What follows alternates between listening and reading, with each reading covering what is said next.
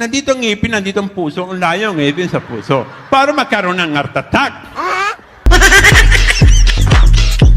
Gumaling na ang ngipin niya, Father. Pero nang nakita niya ng hospital bill na mataas, na heart attack bigla.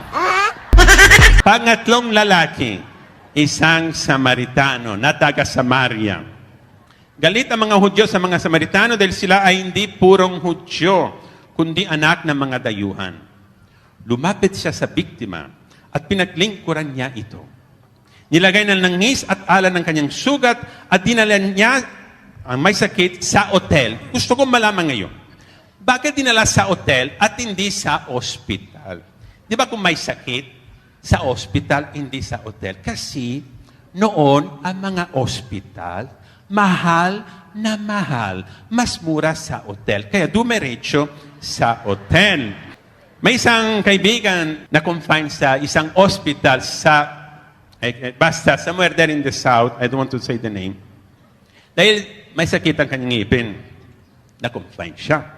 Pagkalisto ng ilang araw, nakita ko ang kanyang asawa at tinanong ko tungkol dito.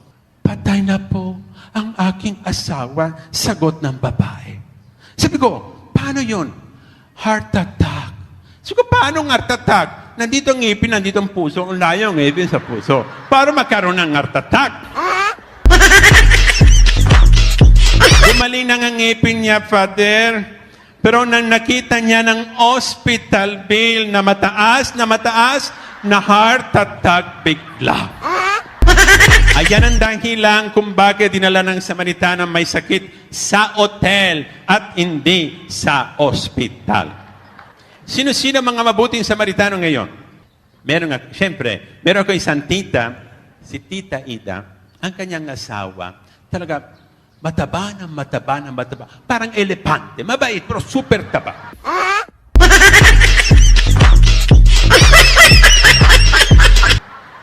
At not-confined, he was bedridden sa bahay. Ang kanilang apartment was 10th floor. At noong wala pang elevator. So sa loob ng 3 taon, ang tita ko hindi nagsimba. Kasi siyempre nagpalingkuran ang kanyang asawa sa loob ng bahay. Walang elevator. Tapos isang araw, isang paring ay napunta sa bahay nila. At sabi ng tita ko, Father, I want to confess, bakit hindi ko nagsimba ng 3 taon na dahil sa aking asawa. Tapos sabi ni Father, itong asawa niyo? Ilang kilos? Mga 200 kilograms. Sabi ng pare, hindi na kailangan pumunta sa simbahan. Dahil meron ka dito sa loob ng bahay, hindi simbahan lamang, kundi isang katedral. Sa wakas, anong dapat natin gawin kapag nakikita tayo ng kapatid na nangangailangan?